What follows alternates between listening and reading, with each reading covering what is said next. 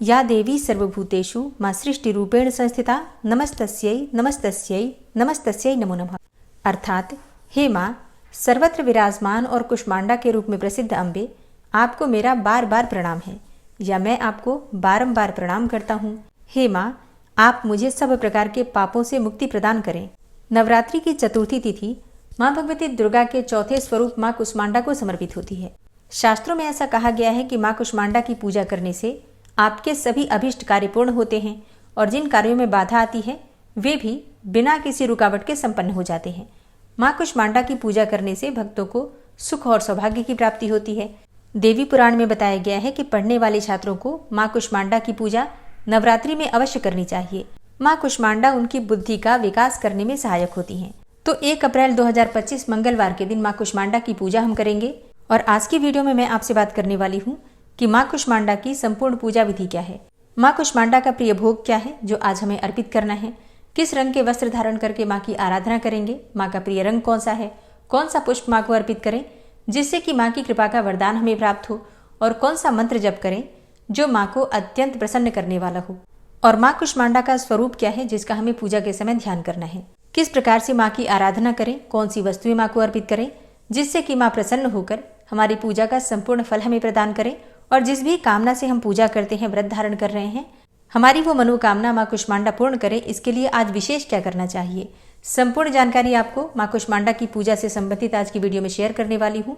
तो बहुत महत्वपूर्ण है आज की वीडियो, पूरा जरूर देख लीजिए और अच्छी लगे वीडियो तो इसे लाइक भी जरूर कीजिए, क्योंकि आपके लाइक्स, आपके कमेंट्स मेरे लिए बहुत महत्वपूर्ण होते हैं। यही एकमात्र जरिया है जिनसे मुझे पता चलता है कि आपको ये वीडियो अच्छी लगती है और आपके लिए ये वीडियो उपयोगी है। तो अगर वीडियो अच्छी लगे तो लाइक तो जरूर ही किया कीजिए। बात करेंगे पूजा विधि के बारे में, लेकिन उससे पहले जानते हैं 1 अप्रैल 2025 के शुभ मुहूर्त के बारे में। देखिए, चतुर्थी तिथि में माँ कुष्मांडा की हम पूजा करते हैं और चैत्र मास की शुक्ल पक्ष की चतुर्थी तिथि प्रारंभ हो रही है 1 अप्रैल को सुबह 5:42 पर, और चतुर्थी तिथि समाप्त हो रही है 2 अप्रैल को सुबह 2:32 पर। 1 अप्रैल को मंगलवार के दिन सुबह 9:49 से प्रीति योग लग जाएगा। इसके साथ ही 1 अप्रैल को दोपहर से पहले 11:07 तक भरणी नक्षत्र रहेगा। इसके अलावा मंगलवार को वैनायकी श्री गणेश चतुर्थी का व्रत भी किया जाएगा। सूर्योदय काल का समय है सुबह 6:10 पर और सूर्यास्त का समय है शाम को 6:38 पर। बात करें राहु काल की, तो राहु काल रहेगा दोपहर में 3 बजे से 4:30 तक। राहु काल में कोई भी शुभ कार्य प्रारंभ नहीं करना चाहिए। अगर आप पहले से कर रहे हैं तो बिल्कुल कर सकते हैं, कोई दिक्कत नहीं है। 1 अप्रैल को ब्रह्म मुहूर्त का समय है सुबह 4:45 से 5:33 तक, और अमृत काल रहेगा सुबह 6:50 से 8:15 तक, और अभिजीत मुहूर्त का समय है दोपहर में 12:06 से दोपहर 12:55 तक। 1 अप्रैल को अत्यंत ही श्रेष्ठ और शुभ मुहूर्त हमें प्राप्त हो रहा है सर्वार्थ सिद्धि योग का। सर्वार्थ सिद्धि योग प्रारंभ होगा 1 अप्रैल को सुबह 11:06 से, और इसका समापन हो रहा है 2 अप्रैल को सुबह 8:49 तक। और सर्वार्थ सिद्धि योग, जैसा कि नाम से ही पता चलता है, कोई भी कार्य आप इसमें करते हैं, चाहे पूजा पाठ करें या कोई काम शुरू करते हैं आप, तो उसमें आपको सिद्धि मिलती है, सफलता मिलती है। और अब जानते हैं कि नवरात्रि के चौथे दिन आपको किस प्रकार से माता कुष्मांडा की पूजा आराधना करनी है और कौन सा उपाय करना है। तो देखिए, जैसे हम प्रतिदिन प्रातःकाल जल्दी उठ रहे हैं नवरात्रि में, उसी प्रकार से प्रातःकाल जल्दी उठना है और नित्य क्रिया से निवृत्त होकर स्नान कर लीजिए। स्नान करने के बाद साफ स्वच्छ वस्त्र धारण करने हैं। आज के दिन माँ कुष्मांडा का प्रिय रंग होता है नारंगी और हरा, मतलब नारंगी और हरे में से किसी भी रंग के वस्त्र आप धारण कर सकते हैं। और हाँ, जैसे कि अगर आप इन रंगों के वस्त्र नहीं धारण करना चाहते हैं तो कोई भी दूसरे रंग के वस्त्र भी धारण कर सकते हैं, जैसे कि लाल, गुलाबी, कोई भी शुभ रंग आप धारण कर सकते हैं। और स्नान करने के बाद सबसे पहले भगवान सूर्यदेव को जल अर्पित करना चाहिए। जैसे कि कई लोगों के प्रश्न आ रहे हैं कि अगर भगवान सूर्यदेव उस समय दिखाई ना दे तो क्या करना चाहिए।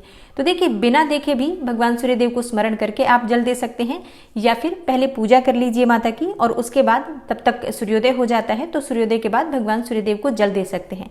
मतलब पूजा के पहले या पूजा के बाद जल अवश्य देना है, इस बात का ध्यान रखिए।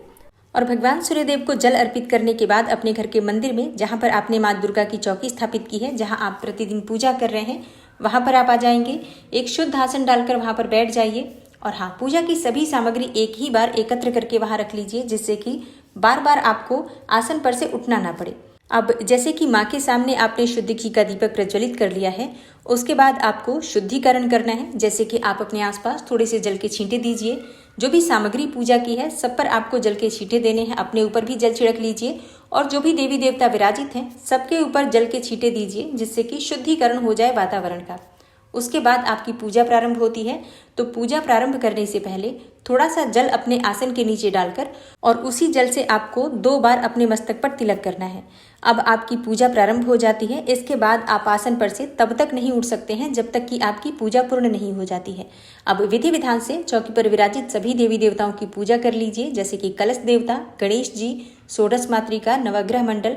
जो भी देवी देवता आपने चौकी पर विराजित किए हैं या फिर मंदिर में पूजा कर रहे हैं घर के, तो जो भी देवी देवता हैं सबकी पंचोपचार विधि से धूप, दीप, अक्षत, पुष्प जो भी आपके पास उपलब्ध है उस सामग्री को अर्पित करके और पूजा कर लीजिए। अब इसके बाद आपकी पूजा प्रारंभ होती है माँ भगवती दुर्गा के चौथे स्वरूप माँ कुष्मांडा की। तो अपने दाहिने हाथ में थोड़ा सा अक्षत और पुष्प ले लीजिए और माँ कुष्मांडा का ध्यान कीजिए। अब सभी देवियां माँ दुर्गा का ही स्वरूप मानी जाती हैं, तो माँ दुर्गा की जो मूर्ति या फोटो आपके पास है उसी में आपको माँ कुष्मांडा का ध्यान करना है। माँ कुष्मांडा का स्वरूप क्या है जिसका आपको पूजा के समय ध्यान करना है? तो देखिए, माँ कुष्मांडा की 8 भुजाएं हैं, इसलिए इन्हें अष्टभुजी देवी भी कहा जाता है। इनके 7 हाथों में क्रमशः कमंडल, धनुष, बाण, कमल पुष्प, अमृतपूर्ण कलश, चक्र तथा गदा है। वहीं 8वें हाथ में सभी सिद्धियों और निधियों को देने वाली जपमाला है। शास्त्रों के अनुसार माँ कुष्मांडा को कुम्हड़े की बलि अति प्रिय है, इसलिए संस्कृत में जैसे कि कुम्हड़े का नाम कुष्मांड है, तो इसकी वजह से भी माँ दुर्गा के इस स्वरूप को कुष्मांडा कहा गया है। तो माँ के इसी स्वरूप का आपको ध्यान करना है और माँ कुष्मांडा का ध्यान करते समय आपको माँ के बीज मंत्रों का जप करना है। माँ का बीज मंत्र क्या है? ऐं ह्रीं देव्यै नमः। अगला मंत्र है ओम कुष्मांडा देव्यै नमः। एक और मंत्र देख लीजिए, या देवी सर्वभूतेषु माँ कुष्मांडा रूपेण संस्थिता नमस्तस्यै नमस्तस्यै नमस्तस्यै नमो नमः। तो इन मंत्रों में से जो भी मंत्र आप जप सकते हैं उसे जपते हुए माँ का ध्यान कीजिए और उसके बाद आपके हाथ में जो अक्षत और पुष्प है वो माँ के चरणों में अर्पित कर दीजिए। इसके बाद आप विधि विधान से माँ दुर्गा के चौथे स्वरूप माँ कुष्मांडा की पूजा आराधना कीजिए, जैसे कि धूप, दीप, अक्षत, पुष्प, नैवेद्य, ये सभी चीजें जो भी सामग्री आपके पास उपलब्ध है एक एक करके माँ दुर्गा को अर्पित कीजिए। माँ दुर्गा के चौथे स्वरूप माँ कुष्मांडा का प्रिय पुष्प है लाल गुड़हल का पुष्प या फिर गुलाब के पुष्प। आप चाहें तो पीले कमल के पुष्प भी माँ को अर्पित कर सकते हैं। तो इनमें से जो भी पुष्प आपके पास उपलब्ध है माँ की पूजा आराधना कर सकते हैं। ये पुष्प ना हो तो जो पुष्प आपके पास उपलब्ध है उसी पुष्प से माँ की पूजा आराधना कर सकते हैं। और माँ का प्रिय भोग क्या है जो आज आपको लगाना है? देखिए, माँ कुष्मांडा का प्रिय भोग होता है मालपुए का भोग। कहा जाता है कि आज के दिन माँ को मालपुआ अर्पित करने से निर्णय क्षमता में वृद्धि होती है। माँ इतनी प्रसन्न होती है कि आपको मन चाहे वरदान की प्राप्ति होती है। लेकिन अगर आप मालपुए का भोग नहीं लगा पाते हैं तो आप हलवे का भोग लगा सकते हैं, चाहे तो दूध से बनी हुई मिठाई का भोग लगा सकते हैं और इसके अलावा फलों का भोग भी आप लगा सकते हैं। तो अपनी इच्छा के अनुसार, सामर्थ्य के अनुसार माँ को भोग अर्पित कीजिए। विधि विधान से पूजा आराधना कीजिए, मंत्र जप कीजिए और पूजा पूर्ण होने के बाद माँ कुष्मांडा की कपूर और लौंग से आरती कीजिए। और जब आपकी पूजा पूर्ण हो जाती है तब अपने आसन के नीचे फिर से थोड़ा सा जल डाल दीजिए। 2 उंगलियों से उठाकर 2 बार अपने मस्तक पर लगा लीजिए, जिससे कि आपने जो भी पूजा आराधना की है, जो भी मंत्र जप इत्यादि किया है, उस सब का संपूर्ण फल आपको प्राप्त हो।